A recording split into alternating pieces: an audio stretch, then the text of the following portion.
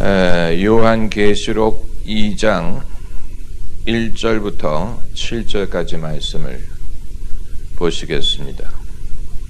왜 사람들이 평소에 순서대로 하리라고 생각들을 하는지 도대체 알 수가 없어요.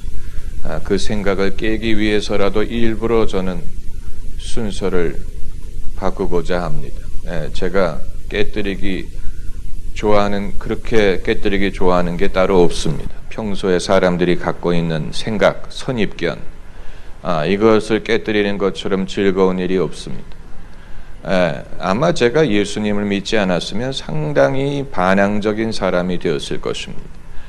왜냐하면 이 세상에 사람들이 만든 관행처럼 깨뜨리고 싶은 것이 없습니다. 왜냐하면 그것처럼 이 비합리적이고 또 이 비효율적이고 또 편벽하고 모순적인 것이 없습니다.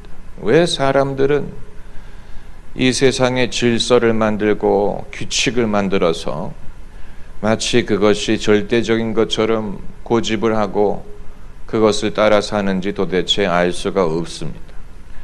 이 1919년에 우리 조상들이 대한 독립 만세를 외쳤지만 인간은 독립해서 살지 못합니다.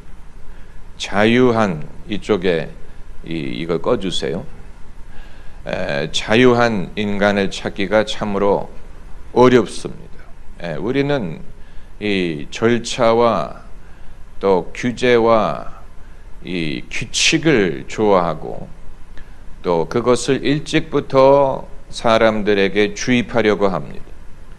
그래서 언제부터 그것이 이루어지냐면 애들이 교육을 받는 순간부터 이루어집니다. 놀이방에 가서 이 시간을 보낼 때부터 소위 규칙이라는 것, 그리고 어린아이들이 이런 식으로 하면 칭찬을 받고 저런 식으로 하면 야단을 맞는다는 사실을 그때부터 배우고 그것이 사회가 사람들에게 주입시키는 원칙입니다. 규칙. 그래서 사이좋게 놀아야 된다. 욕심을 부리면 안 된다. 다투면 안 된다. 요즘에는 저는 유치원의 선생님들이 대부분이 아니고 100%가 여자 선생님이라는 사실이 과연 남자 아동의 심리 개발에 어떤 영향을 줄지 왜 우리가 생각을 하지 않는지 도대체 알 수가 없어요. 초등학교 선생님들도 대부분이 여자 선생님들이고 저희 아이가 초등학교 다녔을 때 한 번도 남자 담임 선생님을 만난 적이 없습니다. 1학년 때부터 6학년 때까지 거의 유일한 남자 선생님은 교장 선생님, 그리고 훈육 선생, 체육 선생님, 그 이외에는 전부 다 여자 선생님들이 여자 선생님이 선생으로서의 자격이 없다는 말씀을 드리는 게 아닙니다. 그러나 간혹 가다가는 사내 애들이 남자 선생님을 두어야 남자가 어떻게 남자답게 살고 말하고 생각하는지를 배울 수 있을 게 아닙니까? 저희 아이가 이 유치원을 다닐 때 방학이 됐어요. 여름방학에 이제 뭘 가르쳐야 되는데 태권도장을 보냈어요. 얼마나 좋습니까? 한국의 전통적인 무술, 그리고 씩씩함, 건강 얼마나 좋아요. 그런데 가을에 개학을 해서 다시 유치원에 데리고 가서 선생님한테 방학 동안에 태권도장을 보냈다고 했더니 질색을 하는 거예요. 마치 보내서는 안 될 때를 보낸 것처럼, 마치 그 유치원이 가르치려고 하는 정신에 위배된 것을 한 것처럼 유치원은 마치 여성적인 정서와 전혀 폭력이라든가 위력 같은 것을 배제한 싸움과 다툼이 없는 인생, 싸움이나 다툼 같은 것을 전혀 고려하지 않는 그런 정서를 가르치려고 하는지 모르지만 그러나 사내 자식이라면 태권도장에 가서 발차기도 해보고 또 고함도 질러보고 기합이라고 하지요. 그리고 이 격파도 해보고 그래야 뭔가를 배울 게 아닙니까? 그게 아니고 어떻게 사내 아이가 늘 꽃보다도 곱게 나비처럼 춤추며 이런 정서만을 배울 수 있다는 얘기입니까? 그렇잖아요.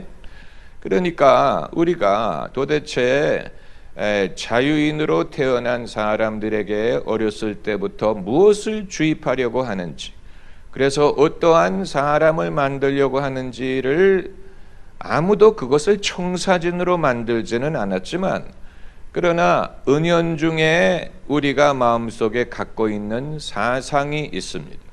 우리가 교육을 통해서 우리 자녀들에게 어떤 가치관을 주입하려고 하는가. 그런데 이제 그 이상적인 정서와 이런 것은 초등학교를 들어가면서 온데간데 없어지고, 그때부터는 이제 자녀의 교육을 누구에게 아웃소싱을 합니까? 학원에 아웃소싱을 하기 시작합니다. 학원. 그렇게 우리의 자녀들을 학원에서 교육을 시키려고 한다면 학교가 왜 필요합니까? 그렇잖아요. 프라임 타임에 아침부터 저녁 오후까지는 학교를 보냈는데, 진짜 교육은 그 이후에 학원에서 영어든 수학이든 미술이든 실기든, 산소가 부족한 분들은 밖에 가서 이 찬 공기를 좀 한번 쐬고 오세요. 제 앞에서 계속 하품하면 밖에 나가서 괜찮아요. 밖에 나가서 찬 공기를 좀 맞고 오세요. 자꾸만 하품하시지 말고, 아니면 제가 인공호흡을 해드리겠습니다. 만인이 보는 앞에서 산소가 부족하다는 얘기니까 중요한 얘기하는데, 그렇지 않습니까? 우리가 은연중에 우리의 교육 과정과 또 사회 가치와 이런 모든 것을 통해서 도대체 사람들에게 어떤 가치관을 심어주려고 하는지를 때로는 생각을 해봐야 됩니다. 그 교육이라는 것이, 교육, 20년대가 아니고 20세기의 대학 교육이라는 것이 처음에 어떻게 대중화됐느냐. 대학, 사실 19세기까지만 하더라도 서양의 대학은 귀족들 자제들만이 다니는 학교였습니다.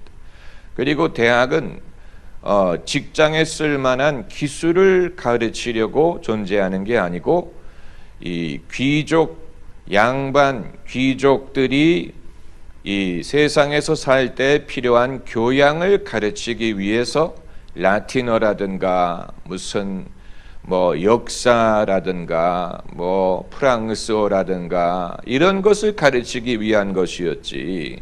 그러나 20세기에 들어오면서 대학이 대중에게 열리면서 대학 과정은 어떤 과정으로 바뀌었냐면, 산업사회, 산업화되고 관료화된 사회가 필요로 하는 직장인들을 배출하기 위한 기관으로 바뀐 것입니다. 그러니까 이 모든 것이 이 경제적이고 사회의 필요에 의해서 교육 과정이 거기에 맞는 방식으로 디자인이 된 것입니다. 이 산업사회와 관료주의 사회가 필요로 하는 일꾼, 그러니까 무슨 사무직이라든가 또 회사라든가, 회사가 필요로 하는 여러 가지 기술, 그것이 공학이든 과학이든 수학이든 회계학이든 행정학이든 무슨 교육이든, 이 사회가 필요로 하는 그런 기술을 익힐 수 있는 장소로 대학 과정이 변천한 것입니다.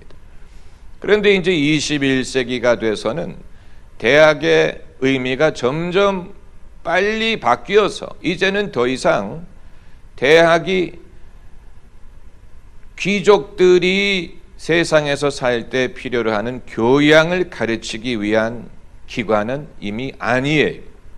그래서 학생들이 더 이상 인문학을 배우려고 하지 않고 인문학을 배워서 그것이 직장을 구하는 데 도움이 되지 않는다고 판단하기 때문에 과거 대학이라는 것이 중세 유럽에 처음 시작했을 때 가르쳤던 그런 과목들, 신학이라든가 헬라어라든가 라틴어라든가 그런 모든 것은 목회자를 양육하기 위해서 필요했던 것입니다. 그러나 지금은 누가 대학에서 헬라어를 배우고 라틴어를 배웁니까? 그렇죠? 그러니까 이제는 이 직장을 잡는 데 도움이 될 만한 기술을 배우려고 하죠. 전공이 무엇이든 간에 음악을 전공한 학생들도 음악만을 공부하지 않습니다. 왜냐하면 음악만을 공부했다가는 취업하기가 어렵다는 사실을 알기 때문에 음악 전공에 필요한 최소한의 학점을 이수하고 그 이외에는 다른 걸 공부하려고 하는 학생들이 많아요. 직장, 취업하는 데 도움이 될 만한 그게 올바른 것이고 그것이 현명한 것이지요. 왜냐하면 사회가 지금 필요로 하는 기술은 더 이상 대학이 가르치지 못하는 그런 쪽으로 많이 발전하고 있기 때문에 그래서 요즘에 이제 대학에 진학하려고 하는 학생들이 제일 관심을 갖는 분야가 AI, Artificial Intelligence, 이런 쪽으로. 왜냐하면 그쪽으로 그 기술, 과학 기술이 발전하고 있기 때문에 그걸 대학에서 전공을 해야 세상이 필요로 하는 그런 이 기술을 익히게 될 것이라고 판단을 하고 대학에 들어가는 고등학생들이 이제 방향을 그쪽으로 트는 거예요. 무슨 로봇이라든가 무슨 인공지능 무슨 그래서 필링을 느낄 수 있는 인공지능, 옛날에는 무슨 수학, 계산 이런 것만을 인공지능이 하는 줄로 알았는데 이제는 이런 촉감 같은 거라든가 무슨 사람이 걸을 때 이 발의 촉감을 통해서 그 바닥의 느낌을 느끼고 거기에 맞춰서 걷는 방법을 수정한다고 하지. 그래서 로봇이 그렇게 걷도록 하기 위해서 인공지능도 감각을 느낄 수 있는 방향으로 이런 식으로 이제 바뀌고 있기 때문에 제가 말씀을 드리는 것은 이런 식으로 이제 세상이 필요로 하는 이 말 잘 듣고 또 사회에 유익한 그런 구성원을 만들려고 하지요. 그러니까 그런 식의 사람들을 배출하려고 하는 것이 사회의 요구입니다. 그리고 소위 성공한다는 사람은 어떤 사람이냐? 거기에 장단을 잘 맞춰줄 수 있는 사람일수록 성공하는 것이죠. 사회가 요구하는 그런 부류의 사람, 거기에 제일 말을 잘 듣고 제일 잘 협조하는 사람, 그 사람이 소위 성공가도를 달립니다.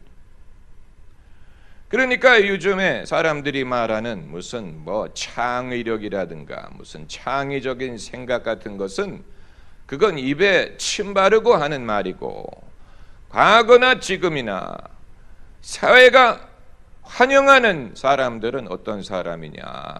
말 잘 듣는 사람, 협조를 잘하는 사람, 잘 따라오는 사람, 이런 사람들을 환영하고 그들이 높은 점수를 받고 또 인정을 받고 칭찬을 받고, 왜냐하면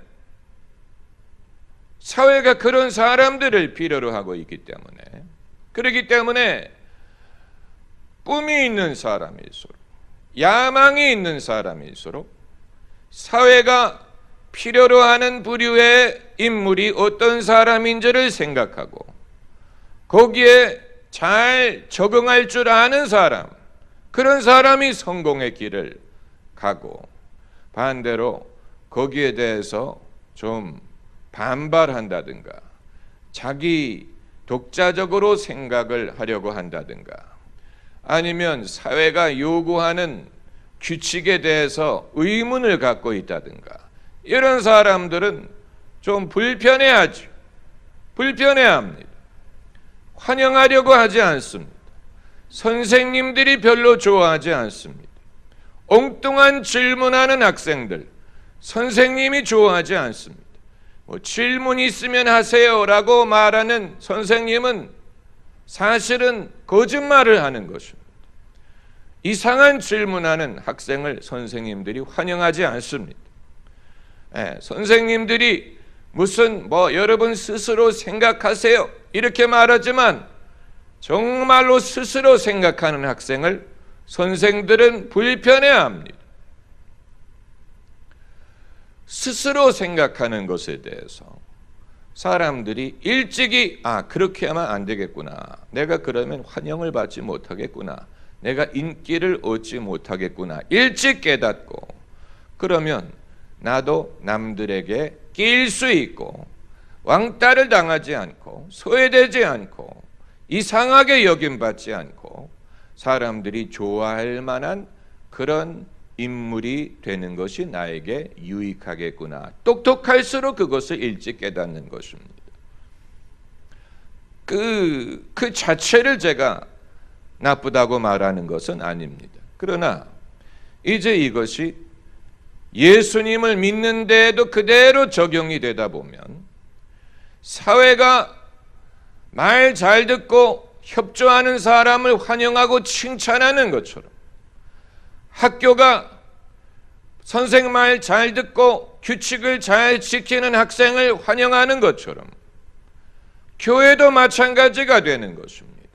교회가 누구를 환영하느냐는 그건 관심 바깥이고 기독교 신앙, 기독교인의 공동체가 은연중에 성도들에게 심어주는 사상이 판을 깨지 말아라. 그리고 의문을 갖지 말아라. 질문하지 말아라. 가르치는 대로 따르라. 주입하는 대로 따라오라. 은연중에 그런 식의 가르침을 줄 수밖에 없는 것입니다. 그러니까 하나님을 각 사람이 자기가 믿는 것인데 누가 믿어줄 수 있는 게 아니지요. 대신 기도해 줄 수 있는 것도 아니, 성경을 대신 읽어줄 수 있는 것도 아니, 각 사람이 자기가 읽고 자기가 생각하고 믿고 그리고 하나님을 알고 하나님과 교류하는 것인데 그럼에도 불구하고 대다수의 성도들은 누가 가르쳐주는 대로 잘 믿는 것은 이런 것이다. 누가 일찍 쉽게 가르쳐주기를 요구합니다. 내가 잘 믿고 싶은데 어떻게 하면 잘 믿을 수 있습니까? 그건 여러분 정답이 없는 질문이 어떻게 하면 잘 믿느냐? 그건 마치 어떤 질문과 같으냐면 내가 어떻게 살아야 잘 사는 거냐라는 질문과도 비슷하고 내 얼굴이 어떻게 생겨야 잘 생깁니까? 라는 질문과 같은 것입니다. 그렇잖아요. 그러나 다수의 성도들은 누군가가 내가 어떻게 해야 잘 믿는지를 쉽고 또 실천하기 쉽고 이해하기 쉽게 마치 엄마가 숟갈 위에 밥과 반찬을 얹어서 애 입에다가 살짝 넣어주는 것처럼 누군가가 하나님의 말씀을 숟갈 위에 얹어서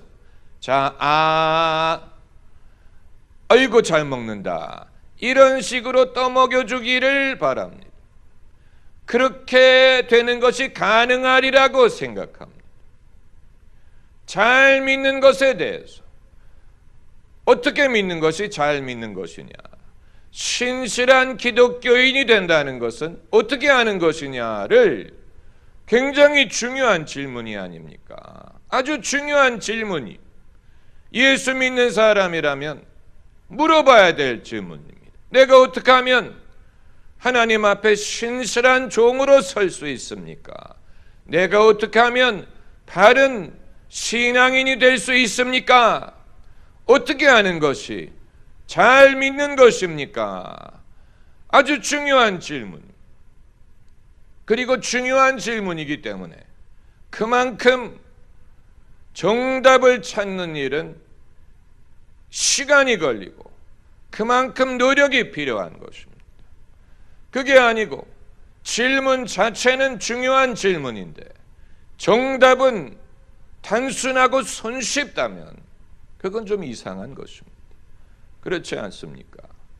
우리가 인생의 중요한 과제와 목적이 정말 중요한 만큼 그것을 얻는 과정도 실감이 나고 뭔가 내가 많이 생각하고 부딪혀보고 시행착오를 겪어보고 그리고 스스로 깨닫고 내 삶에 적용하는 법을 배워야 되는 것인데 이런 중요한 질문에 대해서 누가 너무 손쉽게 요 세 가지면 하면 돼.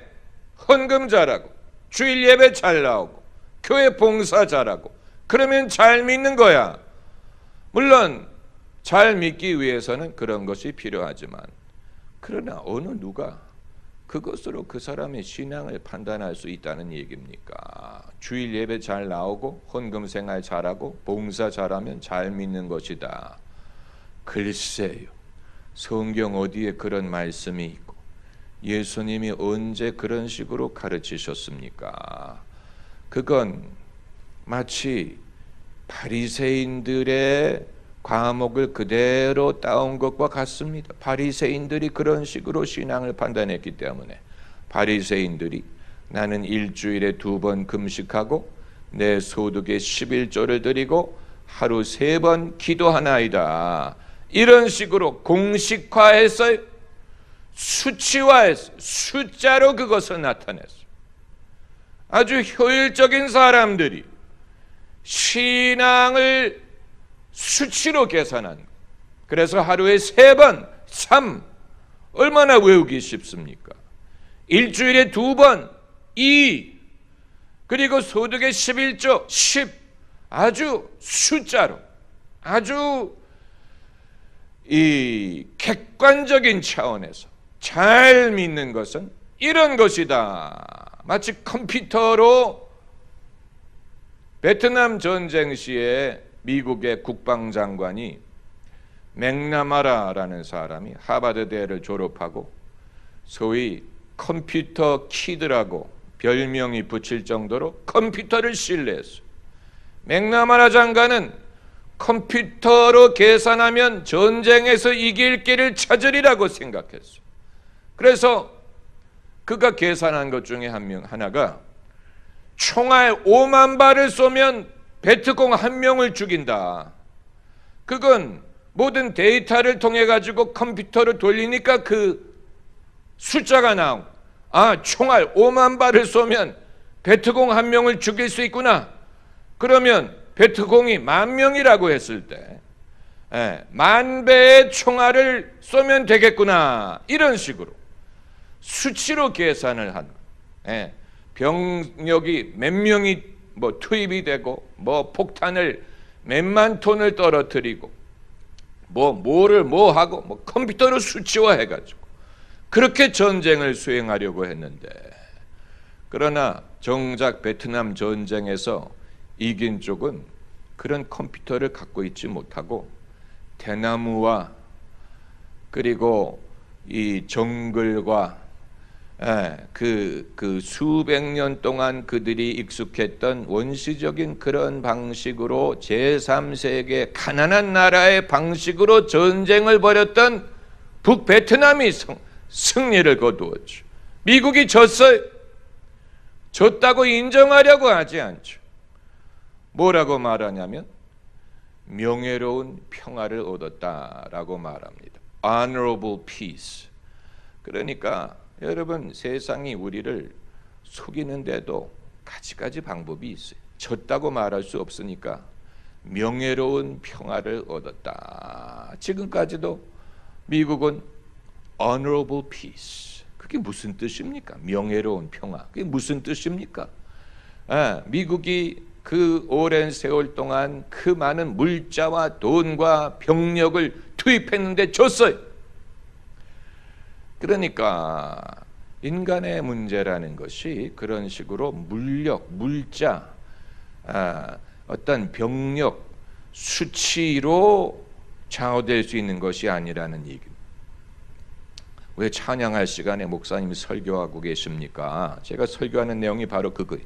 그 선입견을 깨뜨려야 된다는 것입니다. 선입견.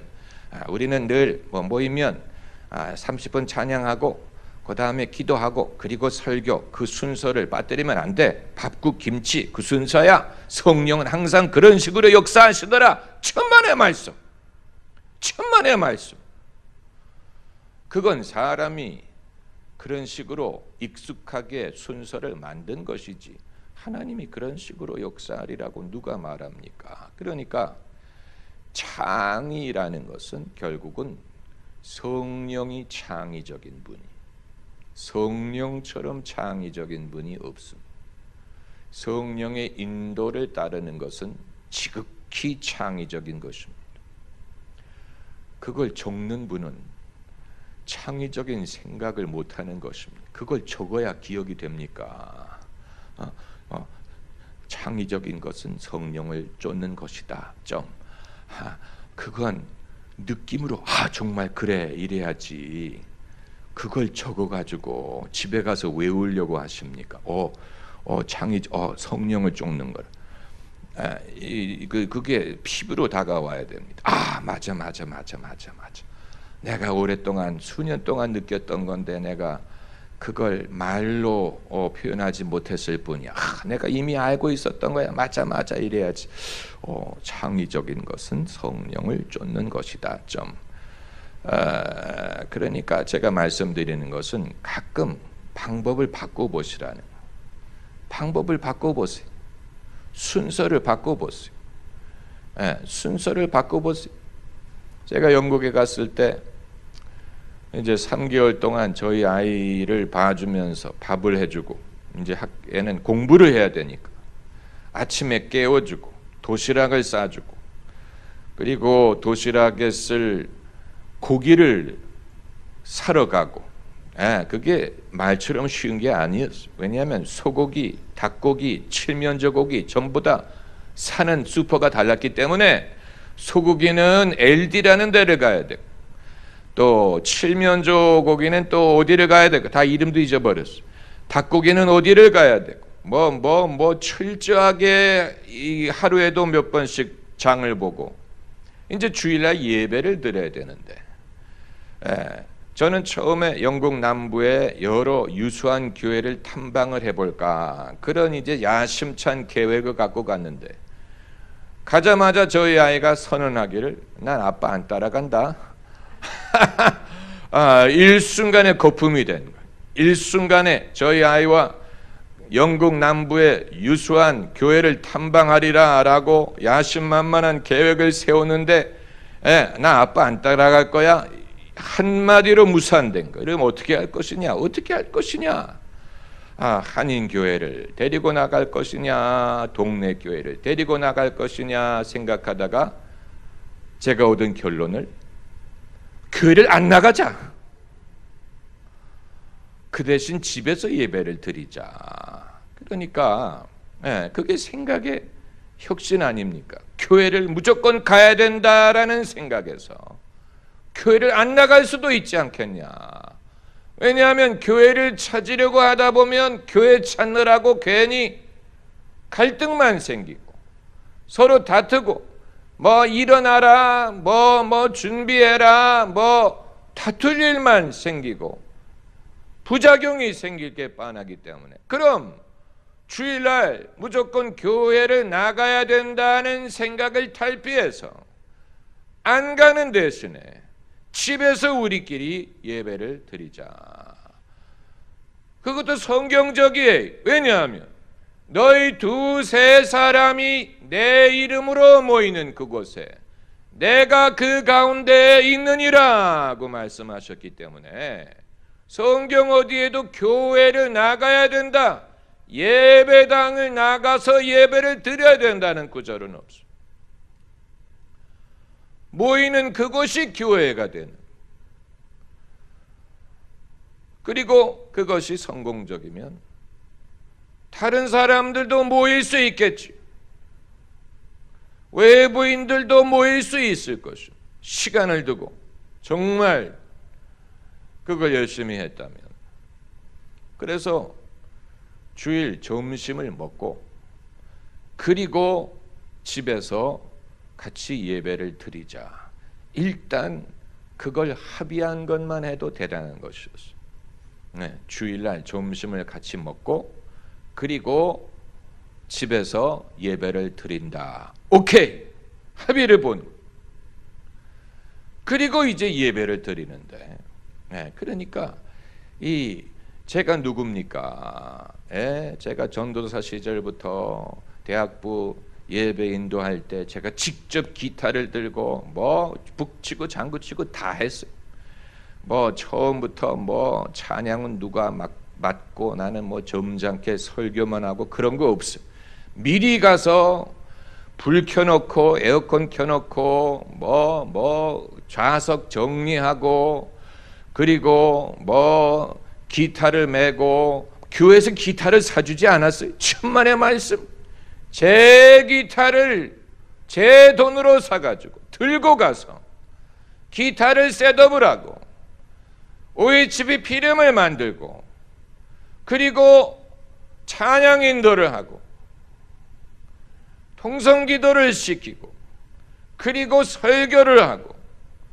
그러니까 이 애들은 그냥 몸만 오면 되고 은혜를 받게 하는 것은 제가 일일이 다 도맡아 했었어요.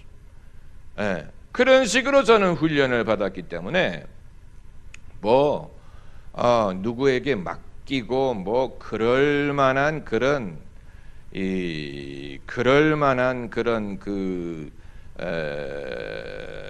그러지 못했어요. 제가 누굽니까? 그런데 아무리 생각을 해봐도 둘이 앉아가지고 무슨 뭐 거기에서 뭐 손을 들고 손을 높이 들고 주를 찬양하면 얼마나 어색하고 부자연스럽고 그렇지 않습니까? 뭐 여기서 뭐 우리 다 함께 뭐 목소리를 높여 통성으로 기도하고 뭐 주여 삼창을 하고 얼마나 참 아빠가 뭐 아침에는 일어나라 하던 아빠가 주여 삼창하라 뭐 이게 통하겠습니까? 그러니까 통할 수 있는 방법으로. 통할 수 있는 방법, 통하는 영적인 권위, 영적인 권세가 통해야 뭔가 이루어지지 않겠습니까? 그렇잖아요. 남들은 평소에 모르니까 목사 가운을 입고 강단에 서면 당연히 성도들이 저분은 거룩한 분이야, 저분은 경건한 분이야 라고 믿고 따르지, 그러지 않고 욕실에서 수건을 들고 나오는 애비를 보는 자식이 아빠는 거룩한 분이야, 경건한 분이야, 기도하면 하늘에서 불이 내려와, 이렇게 생각하리라고 생각할 수 없죠. 그러니까 통하는 방법을 찾아야 되는 거죠. 통하는 방법, 여러분은 통하는 방법을 얼마만큼 찾으셨습니까? 가족과 통하는 방법, 그거 굉장히 어렵습니다. 가족과 통하는 영적인 방법, 그거 찾기 어려워요. 그걸 할 수 있는 사람이 진짜 기독교인이, 가족들과 통하는 영적인 권세를 갖고 있는 사람이 진짜 기독교인이. 진짜. 왜 PK들이 빗나가는 줄 아십니까? 아버지가 그 방법을 집에서 찾지 못했기 때문에 빗나가는. PK, 목사의 자식들이 빗나가는 이유가 아버지가 교회에서는 아주 영적인 사람이고 아주 거룩한 그런 모습을 보이는데 집에서 보는 아버지는 거리가 멀거든. 그렇기 때문에 거기서 괴리감을 느끼고 신앙 자체에 대해서 불신을 하는 것이죠. 저렇게 믿는 것이 신앙이라면 저건 내 눈에는 가짜다라고 생각하는, 내 눈에는 가짜라고 생각하는 조영기 목사님이 그 아들이 셋인가 그런데 아들이 어렸을 때 한 번은 한 애가 이렇게 말하더랍니다. 목사, 아빠 설교할 때 들어보니까 토요일 날 설교 준비할 때 하나님이 나에게 이렇게 말씀하셨습니다. 뭐 이렇게 해서 지난번에 아빠가 토요일 날 설교 준비할 때 열심히 쳐다봤는데 하나님 없더라. 아빠 거짓말한다. 그래가지고 이제 조 목사님이 정신이 번쩍 든 거예요. 예. 그래서 누누이 이제 자녀에게 하나님이 나에게 말씀하셨다는 말은 하나님이 그 자리에 이렇게 몸을 입고 오셔서 얘야 뭐 이렇게 말씀하시는 게 아니다.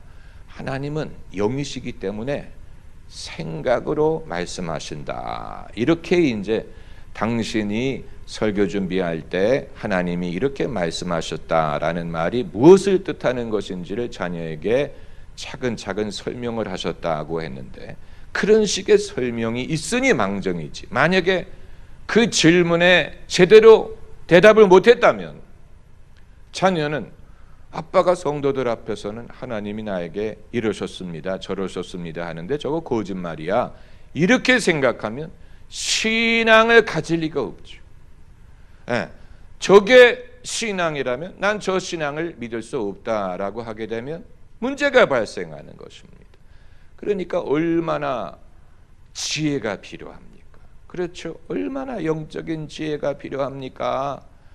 예, 저는 이런 지혜를 늘 그 순간순간 성령께 구할 때가 많습니다. 예, 저희 아이가 오래전에 한 번은 예수님의 부활을 어떻게 믿겠느냐라는 질문을 할 때 저는 정말 얼마나 긴장했는지 몰라요. 이건 정말 중요한 순간인데 얘가 부활을 믿기가 힘들겠다고 말을 하는 것은 그건 구원을 좌우하는 문제이기 때문에 아주 심각한 것이지요. 내가 예수 그리스도 내가 예수를 주로 믿고 그가 부활하셨음을 고백하면 시인하면 구원을 얻으리라고 했기 때문에 만약에 예수님의 부활을 부인하게 되면 그건 구원과 직결된 문제, 얼마나 중요한 문제. 그래서 순간적으로 기도를 했어요. 하나님 이런 상황에서 적절한 답변을 주십시오.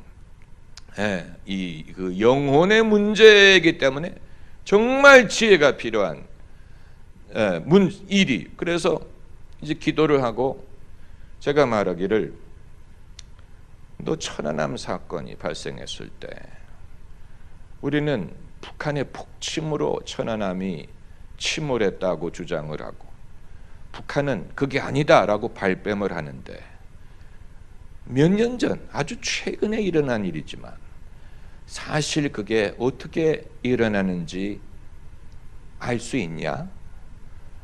그 질문을 했어요. 그건 직접 본 사람이 아니면 아무도 알 수 없다. 직접 북한이 어뢰를 쏘든 뭐 폭탄을 설치한 것을 직접 눈으로 본 사람이 아니면 어느 누구도 100% 이건 누구의 소행에 의한 것이다라고 확신할 수 있는 게 아니다. 바로 몇 년 전에 일어난 우리 시대에 일어난 이 일도 직접 목격하지 않으면 확신할 수 없는데 2000년 전에 예수님이 죽음을 이기고 부활하신 것을 그때 그걸 직접 본 사람이 아니면 누가 그것을 알 수 있겠느냐. 그러나 누가 그걸 직접 볼 수 있었겠느냐. 그러므로 예수님의 부활은 누가 직접 예수님이 부활하는 그 장면을 그 자리에서 본 게 아니고 부활하신 예수님이 나타나신 것을 목격한 그 사람들의 증언을 우리가 신뢰하는 것이다. 이 세상 모든 일이 그렇다. 네 엄마가 너를 낳아주었는지 네가 어떻게 아냐? 그렇잖아요. 어떻게 압니까? 본인이 기억을 해서 압니까? 기억을 하더라도 그게 자기 엄마인지 어떻게 알아요? 내가 어디서 나오긴 나왔는데 그게 우리 엄마인지 그걸 모르지요. 네가 내 아들이라고 말해주니까 아는 것이죠. 그걸 믿는 것이죠. 세상 모든 일이 다 그래. 세상 모든 일이 내가 너의 아빠다라고 말하니까 믿는 것이지. 진짜인지 어떻게 알겠어? 그러나 모든 정황을 봤을 때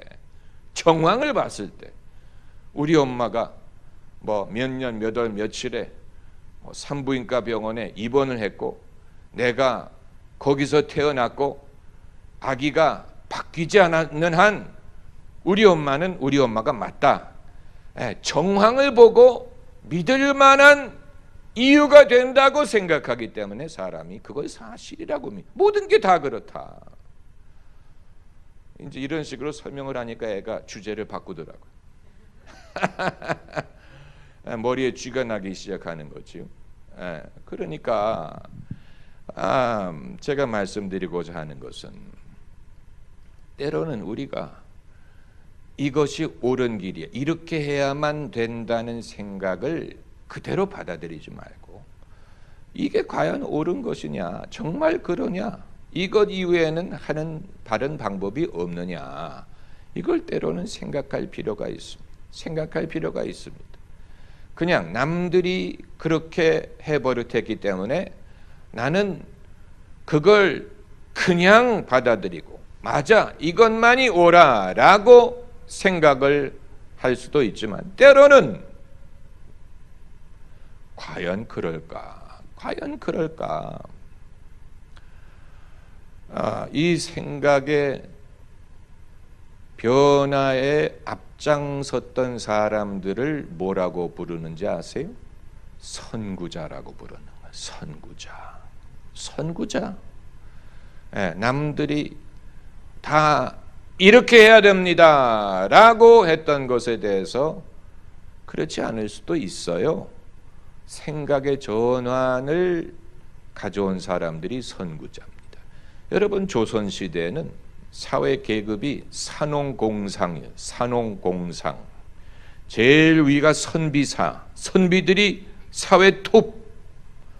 그 다음이 농업, 농사 짓는 사람. 그 다음이 공업, 맨 바닥이 상업, 장사하는 사람들이에요. 장사를 제일 천하게 여겼어요. 그런데 삼성의 이병철 회장이 자기는 장사꾼이라고 스스로를 불렀어요. 장사꾼이라고 불렀어요. 그렇게 그 언어를 쓴 것은 대한민국 사회가 이 산업화, 현대화되는 과정에서 가치관의 변화를 본인이 스스로 입으로 말한 것입니다. 조선시대에는 선비들이 제일 위에 있고 장사하는 사람을 맨 밑에 두었지만, 그러나 경제를 발전시키고 나라가 발전시키는 그 앞장서는 일은 과거 사람들이 멸시했던 장사꾼들이 할 수도 있다, 이 말을 하는 것이죠. 왜냐하면 그렇게 해서 일자리가 생겼잖아요. 사람들이 직장을 얻게 되고 수입이 늘어나고 경제가 발전하고,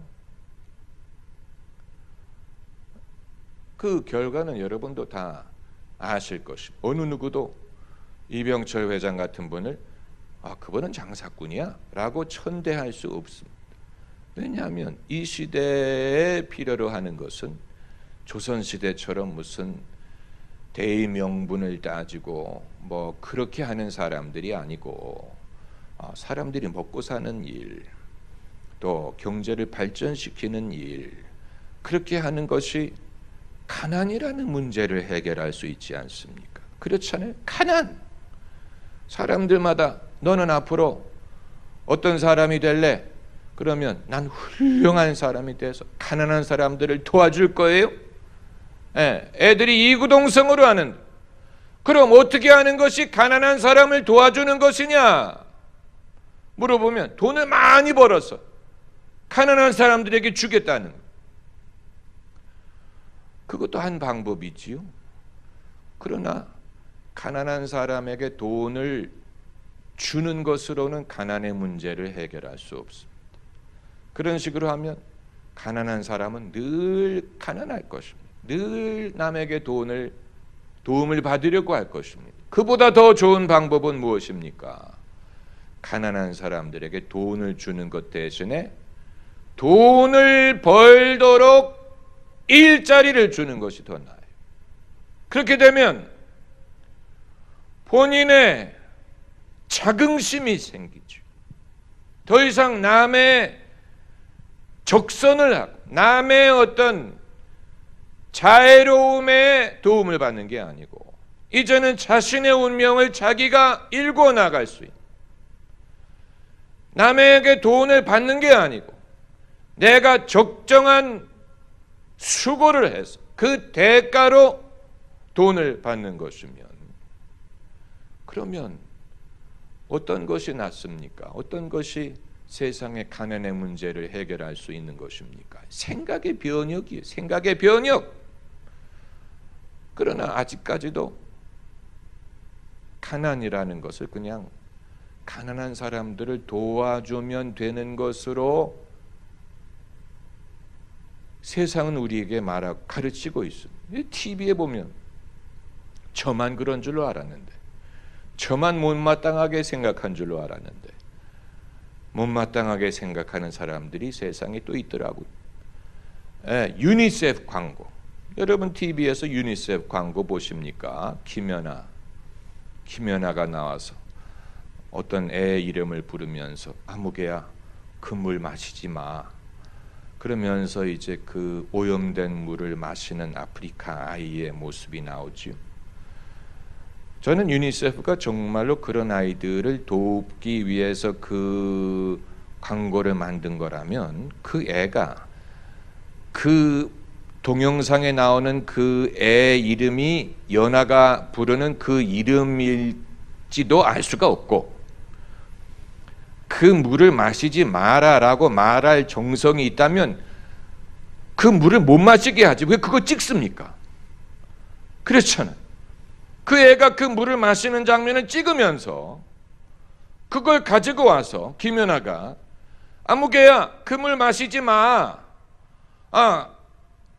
그 물을 마시지 않기를 원한다면 그 모델이 마시는 것을 막았어야죠. 적어도 그 애에게는 생수를 갖다 줬어야죠. 그렇잖아요. 아마 촬영하는 사람은 그 물을 안 마셨을 거예요. 당연히 안 마시죠. 자기가 마시는 물이 따로 있을 거예요. 그러나 그 모델로 나오는 애는 그 물을 마시도록 내버려두고 그걸 찍었다는 얘기인데, 그 말은 거기에 대해서 무심했거나 아니면 그건 연출한 장면이라는 말이 되는 것입니다. 서방 세계 잘 사는 사람들의 심금을 울리기 위해서 연출한 장면을 마치 실화인 것처럼 광고에 내보내는 것입니다. 아마 연출했을 가능성이 많아요. 왜냐하면 저만 그런 생각을 하는 게 아니고 아프리카에서 온 코미디언이 아프리카 사람, 아프리카에 대한 유니세프의 광고가 그런 식으로 나오는 것에 대해서 아주 못마땅하게 생각하고, 왜 아프리카가 다 그런 줄로 치부하냐. 그리고 그 광고에 나오는 사람이 보면 늘 이렇게 파리가 이렇게 얼굴 근처에 날아다니고, 야윈 애를 엄마가 이렇게 안고 카메라를 응시하면서 왜 전화 안 하느냐는 그런 모습으로 이렇게 바라본다는, 그걸 찍어서, 그런데 파리가 이렇게 얼굴에 이렇게 날아다니는데 어느 누구도 그 파리를 손으로 이렇게 헤집어서 쫓아내질 않는다는 거예요. 그러니까 그건 사람의 마음을 감동시키기 위해서 연출한 장면일 수밖에 없는, 어느 누가 진짜 파리가 날아다니는데 그냥 내버려 둡니까? 파리를 쫓죠. 그러나 그 파리가 광고에 연출하려는 목적에 부합하기 때문에 내버려 두는 거. 그거 내버려 두고 찍은 거. 그리고 그런 광고를 보는 우리는 어떤 생각을 하느냐? 내가 빨리 저기 전화해가지고 한 달에 2,000원, 5,000원 그렇게 하면 나는 내 사명을 다하고 저 아이들을 나는 도와줄 수 있어. 이런 식의 생각을 하게 하는데, 그럼 그런 그 단체가 하는 것이 잘못된 일이라는 얘기입니까? 그건 아니에요. 그러나 정말로 아프리카의 가난의 문제를 해결하려고 한다면 이건 그냥 돈을 보내고 구호단체를 통해서 할 수 있는 일이 아니에요. 그런 방법으로 하면 100년이 지나도 똑같은 광고를 보낼 것입니다. 100년이 지나도 똑같은 광고를 대한민국 TV가 내보낼 것입니다. 바뀌지 않을 것입니다. 왜냐하면 이건 외부에서 도와가지고 될 수 있는 게 아니고 스스로 그 문제를 해결하지 않으면 그 문제는 바뀌지 않습니다. 스스로 우물을 파고 마실 물이 없다, 물이 오염됐다, 그건 여러분, 그렇다면 자기들이 스스로 우물을 파든가, 아니면 리비아처럼 사막에 수로를 파가지고 사막에 생수를 공급을 한다든가, 그런 정치적인 의지, 국가적인 노력이 수반이 돼야 마실 물이 없는 문제를 해결하는 것이지, 그게 아니고 그 상황은 내버려 둔 채 외부에서 계속 돈을 보내가지고 그래가지고 그 땜질하는 식으로 그 문제가 근본적으로 해결될 수 있습니까? 생수를 그들에게 보내면 문제가 해결될 수 있습니까? 그렇잖아요. 그러니까 여러분, 우리는 남들이 미리 한 생각을 내게 주입하는 것을 때로는 거부해야 됩니다. 남이 한 생각, 남이 씹던 껌을 여러분에게 드리면 씹으시겠어요? 남이 씹던 껌을, 아니지요. 남이 씹던 음식을 드리면 드시겠습니까? 그럼 왜 남이 하던 생각을 우리에게 주입해서 우리도 똑같은 생각을 해야 된다고 생각합니까? 남이 하던 생각, 남이 정한 원칙, 그걸 사람들에게 주입해서 마치 그것밖에는 해답이 없는 것처럼, 만약에 거기에 대해서 반대 의견을 가지면 착하지 않은 사람인 것처럼, 정이 없는 사람인 것처럼, 냉정한 사람인 것처럼, 무정한 사람인 것처럼, 그건 사람을 오도하는 것이죠. 여러분, 우리가 세상을 돕고 이 세상 문제에 기여하는 방법은 여러 가지, 한 가지 방법만이 있는 것이 아닙니다. 한 가지 방법만이 있는 게 아니에요.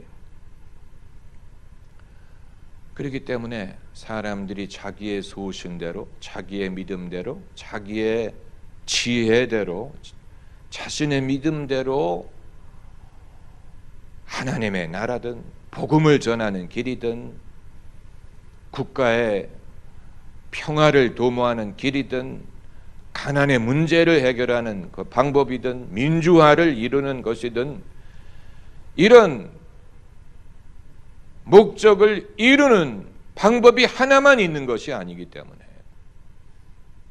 각자가 자기의 소신, 자신의 믿음, 그리고 자신에게 맞는 방법, 자기의 달란트와 부합한 방법, 그 방법을 쫓아서 할 수 있는 자유를 인정해야 됩니다.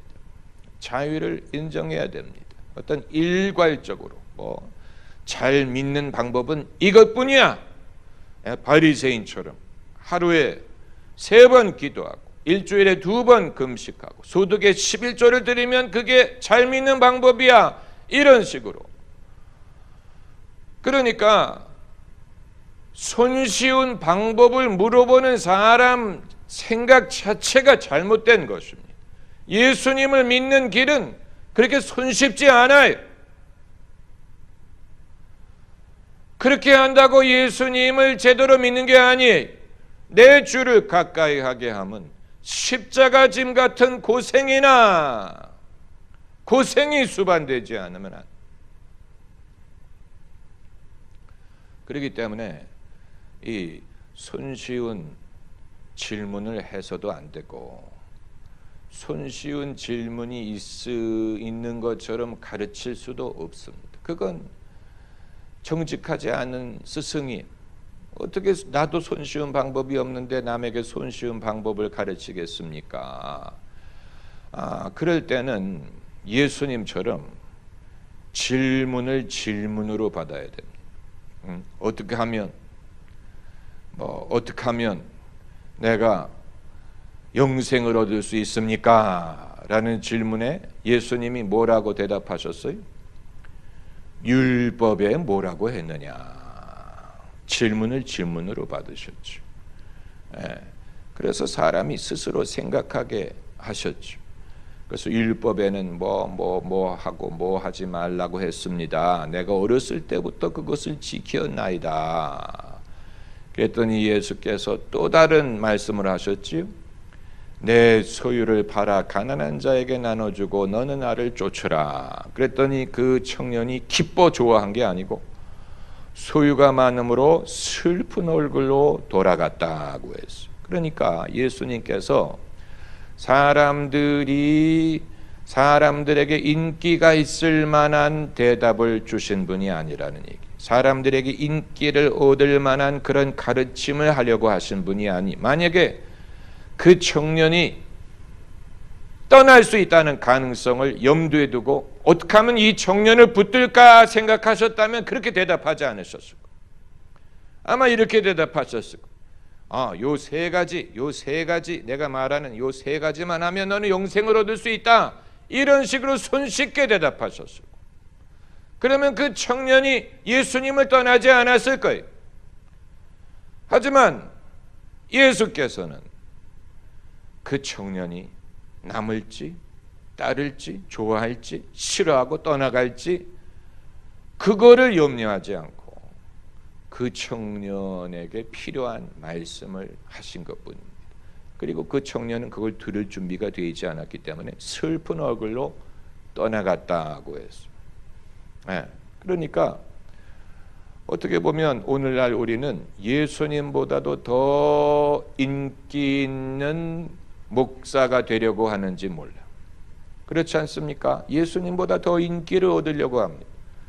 사람들이 예수님보다 나를 더 좋아하려고 하는지도 몰라. 어떻게 하면 사람들이 부담 없이 거부감 없이 쉽게 즐거운 마음으로 따르게 할 수 있을까? 어떻게 하면 다수를 교회에 등록하는 모든 100% 99%의 성도들이 정착하게 할 수 있을까? 교회에 등록하는 99%의 성도가 정착하게 하는 것은 불가능합니다. 근데 그걸 가능한 것처럼 가르치려고 하는 사람들이 있으니까 문제지요. 사람들은 일단 저지르고 보는 사람들이기 때문에 이후에 이것이 나에게 어떤 의미가 있는지를 미리 알고 저지르지 않습니다. 일단 등록해봐. 등록해보고 가능할 때까지 나가보지 좋을 때까지 단물이 빠질 때까지 나가보고 그 이후에 아니면 something else. 대다수의 사람들이 그렇게 하고 여러분도 그렇게 하고 저도 그렇게 했어요. 과거에. 어느 누구도 이제 이 교회에 등록했으니 나는 이제 죽으나 사느냐 이 교회 성도요. 나는 이 교회에 내 뼈를 묻을 각오를 하는도다. 오 하늘이여 땅이여 이 일을 증거하라. 나는 이제 기쁜 소식교회 성도가 됨을 성부와 성자와 성령의 이름으로 선포하노라 라고 하는 사람은 아무도 없어. 아무도 그런 식으로 하지 않아. 학원 등록하는 것과 비슷하고 영어학원 등록하는 것과 비슷하다고 생각하면 돼요. 영어를 처음에는 다 배울 마음으로 등록을 하죠. 그러다가 몇 번 다니고 피곤해, 어려워, 진도가 안 나가. 그러면 쥐도새도 모르게 이제 고만 나가지요. 그리고 이제 필링이 다른 데 꽂히면 그 다음에는 무슨 뭐 꽃꽂이를 배우든 뭐 그게 사람이잖아요. 그러니까 제가 말씀드리는 것은 예수님도 당신에게 왔던 사람을 다 건지신 게 아니에요. 그거 불가능해. 사람이 그렇게 쉬운 존재가 아니에요. 사람들이 이렇게 호락호락 말을 듣는 존재가 아니에요. 저마다 생각이 달라요. 예수님도 할 수 없는 일들이 있었어요. 10명의 문둥병자를 깨끗게 하셨어요. 그러나 10명이 다 돌아와 예수님께 감사하게 하는 건 예수님도 못했어요. 9명은 가버렸어요. 1명만이 왔죠. 예수님도 9명의 마음을 움직일 수 없었어요. 예수님도 못하는 일이. 사람은 그런 존재. 그걸 주님이 모르신 게 아니에요. 아시면서 그들을 섬기신 것입니다. 여러분은 그런 각오가 돼 있으십니까? 사람이 어떤 존재인지를 알면서 섬기려는 의사가 있으십니까? 아니면 알게 되면 실망해서 내가 뭐 이런 사람들을 위해서 내가 무슨 할 일이 없다고 내가 이런 사람들을 내가 섬기릴까 이렇게 생각하십니까? 그러니까 여러분 섬기는 일이 얼마나 어려운가 하는 것은 섬겨봐야 합니다. 섬겨보면 사람들이 호락호락한 존재가 아니에요. 그렇게 뭐 내 생각대로 뭐 계획대로 원칙대로 따라주리라고 생각할 수 없어요. 그럼에도 불구하고 일괄적인 사고방식을 세상이 주입하는 것은 참으로 놀라운 일이죠. 그런 사람들에게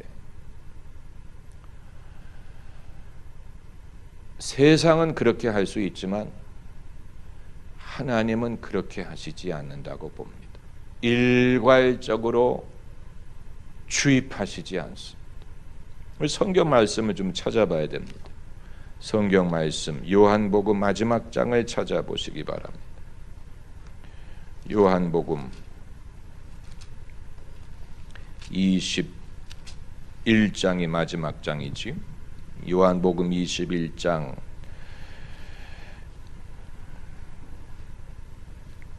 20절부터 보면 베드로가 돌이켜 예수의 사랑하시는 그 제자가 따르는 것을 보니 그는 만찬석에서 예수의 품에 의지하여 주여 주를 파는 자가 누구오니까 묻던 자러라. 이에 베드로가 그를 보고 예수께 여짜오되 주여 이 사람은 어떻게 되겠사옵나이까. 마지막 순간까지도 베드로는 오지랖이 넓었어요. 예수님과의 그 마지막 대화에 할 말이 얼마나 많겠습니까마는 이렇게 전혀 쓸데없는 말을 해야 했어요. 인간이 그래. 사도행전도 보면 사도행전이 바로 그 다음에 있지요. 예수께서 승천하시기 전에 6절에 저희가 모였을 때 예수께 묻자와 가로되 주께서 이스라엘 나라를 회복하심이 이때니까. 예수님이 승천하시기 전에 중요하다고 믿고 이 질문을 했는데 예수님이 단숨에 거절하셨어요. 가라사대 때와 기한은 아버지께서 자기의 권한에 두셨으니 너희의 알 바 아니요. 일축해버렸어요. 얼마나 무한합니까? 어떻게 마지막 순간까지 이렇게 주님이 대답하려고 하지 않는 질문을 하려고 하는지 도대체 알 수가 없어요. 이게 인간이. 베드로도 마찬가지. 이 tender moment, 예수님과 내가 나를 사랑하느냐 나의 양을 먹이라 3번이나 얼마나 참 tender moment, 아주 참 정말로 꿀과 같이 정말 귀중한 그런 분위기, 아주 정말 아름다운 그런 시간에 베드로가 분위기 깨는 질문을 한 거예요.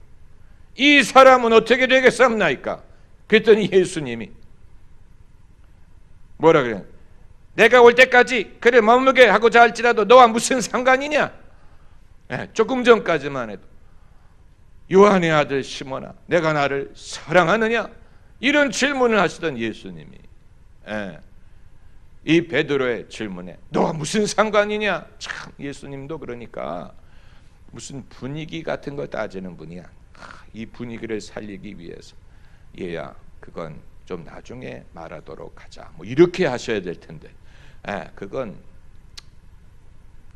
보류 뭐 이렇게 하면 분위기라도 살릴 텐데 조금 전까지만 해도 내 양을 먹이라 뭐 이렇게 해서 주님 뭐 이런 상황에서 내 알 바 아니에요 이렇게 대답을 하도록 하신 그 한 베드로도 참 위대한 것이죠. 그러니까 이게 요한에 대해서 물어본 것이죠. 주의 사랑하는 제자. 이름을 밝히지 않은 것이 이제 이 저자를 상징한다고 보는 것 아닙니까? 저자를 말하는 것이기 때문에 이름을 밝히지 않은 것이지요. 근데 아무튼 뭐 요한이든 누구든 그건 뭐 성경이 말하지 않았으니까 우리도 알려고 할 필요가 없지만 아무튼 요한이라고 했을 때 요한이 주님을 섬길 방법과 베드로가 섬길 방법이 항상 같은 게 아니라는 얘기. 베드로는 베드로대로 주님을 섬기고 요한에게는 또 다른 계획을 갖고 계세요. 요한은 제자들 중에 제일 늦게까지 오래 살면서 밤모섬에 귀향도 가고 요한계시록도 쓰고 또 예수님의 모친 마리아도 모시고 그렇게 살다가 이제 순교를 했다고 하지요. 베드로와는 다른 방법, 다른 길을 간 것입니다. 그러니까 주님께서 다 똑같은 방법으로 똑같은 길을 요구하신 것이 아니라는 것을 보여주는 것입니다. 한 가지 방법만이 있는 게 아니에요. 사람이 보람 있는 인생을 살기 위해서 한 가지 방법만이 있는 게 아닌 것처럼 다 케이스를 나와서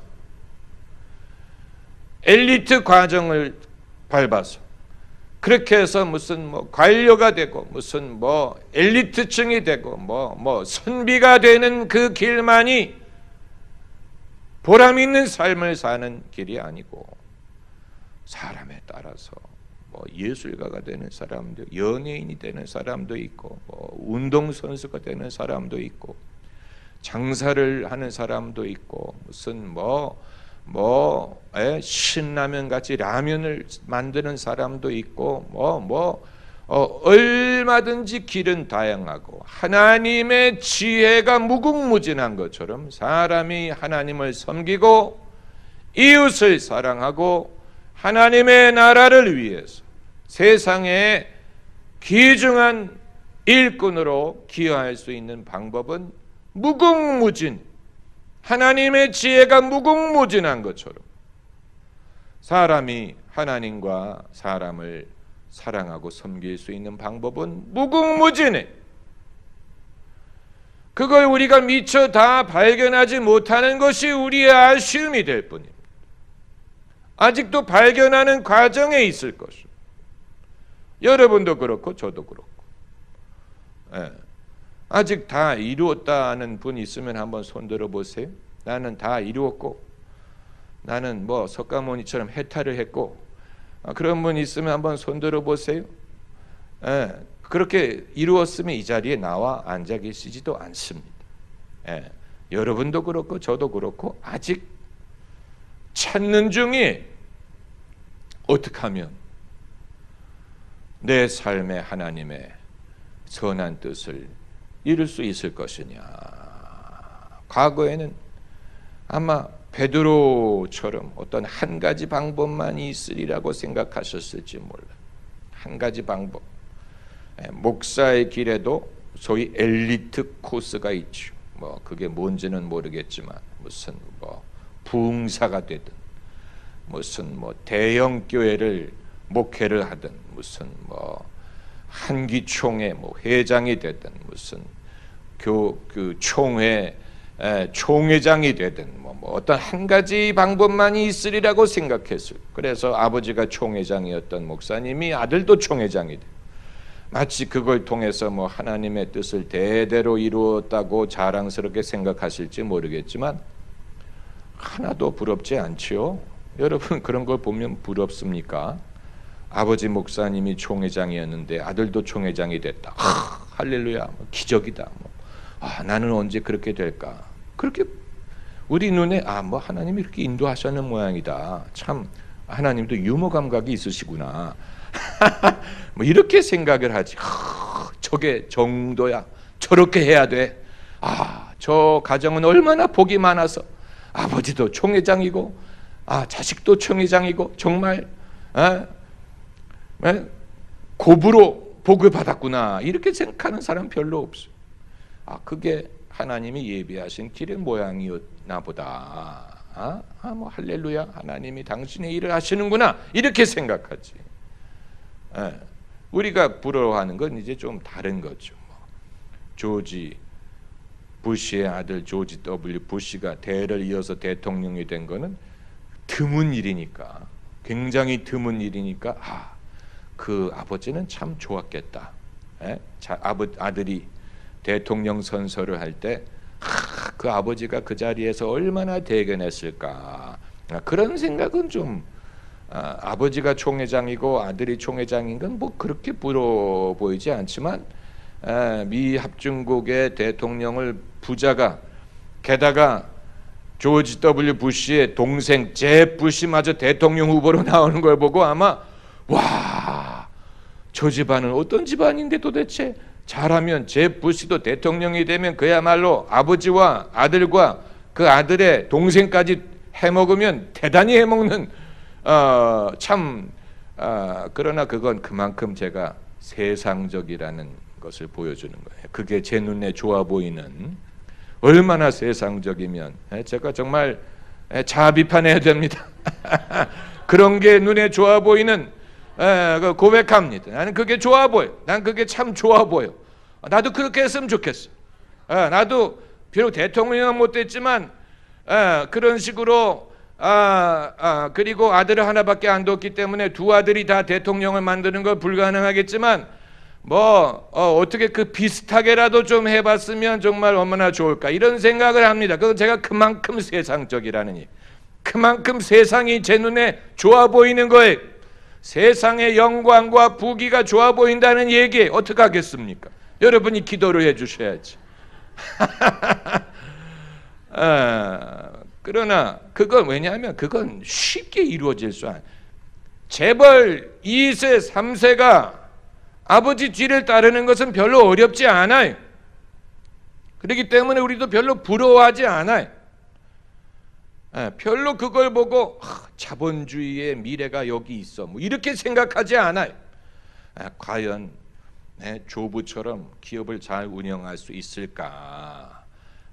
과연 저게 옳은 방법일까? 이렇게 생각을 하지. 그걸 보고 좋겠다. 나는 늘 재벌 3세에게 시집가는 게 꿈이었는데 나는 어나운서가 됐으면 그렇게 했을 텐데 그걸 못해서 이렇게 부러워하지 않아요. 그렇죠? 모르요. 여러분 부러워하시는지 모르겠는데.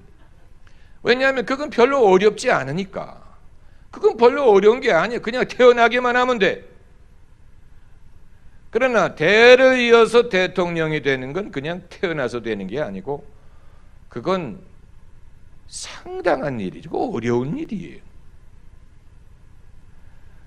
제가 말씀드리는 것은 그렇기 때문에 예수께서 당신의 제자이고 수제자, 베드로, 요한, 야고보 세 명의 수제자 3명도 가는 길이 저마다 달랐어. 그 중에 야고보는 일찍 순교해 버렸어. 수제자였으면 좀 오랫동안 그 혜택을 누려야 될 텐데, 수제자, 변화산에도 올라가고 또 예수님 겟세마네 동산에도 따라가고 3명의 수제자 중 야고보, 요한의 형 야고보, 그런데 일찍 죽어버렸어. 아니 어떻게 그럴 수 있습니까? 오래 살아서 예수님께 배운 것을 두고두고 사람들에게 가르쳐줘도 부족할 텐데 일찍 죽어버렸어요.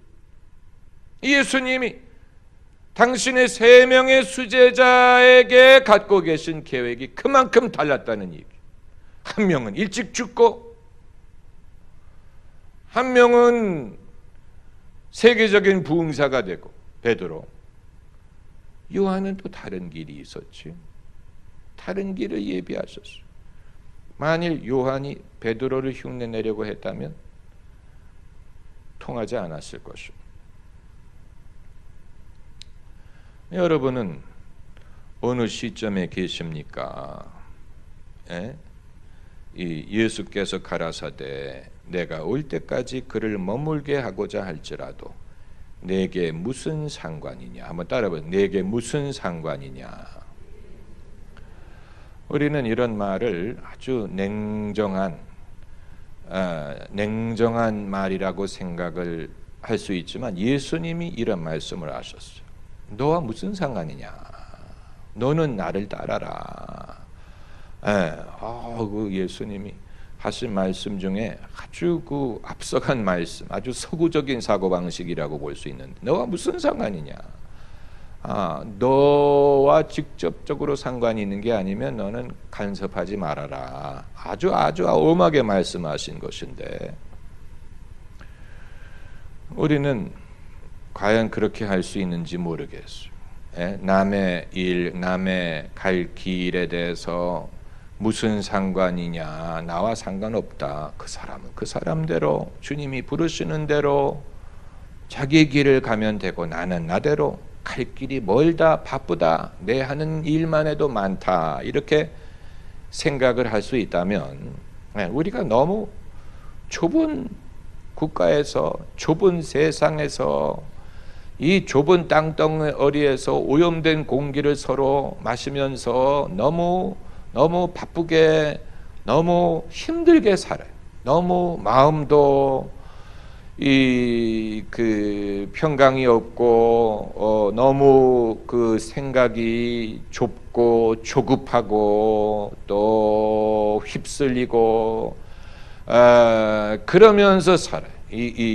이 오염된 공기를 저마다 아주 그냥 바쁘게 이렇게 마셔가면서 빨리 가려고 이 오염된 공기를 누구 다른 사람보다 더 많이 마시려고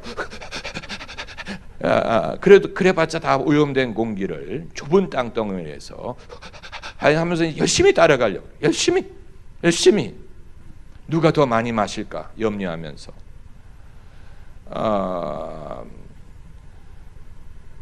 그렇게 해서 과연 무엇을 얻는다고 했을 때 여러분 주님은 그런 식으로 우리가 살아서 당신을 섬기게 하려고 하시지는 않을 것입니다. 주님이 나를 위해 예비하신 길은